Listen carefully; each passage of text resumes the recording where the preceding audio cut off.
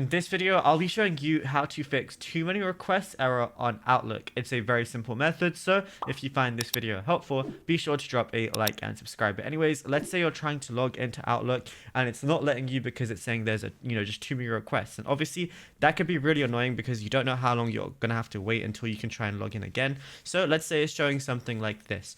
All you really just want to do, and you can do this on any browser on any device, by the way, so you can just follow along, but go and press these three little dots on the very top right, and then go to settings, which is the second last option, which, by the way, I'm doing this on Google Chrome, but you don't have to be doing it on Google Chrome. And then all you want to do from here is go over to privacy and security, which is the third option down. Then you're going to see third-party cookies as the third option. So just go ahead and click on that. And then we want to click on see all site data and permissions.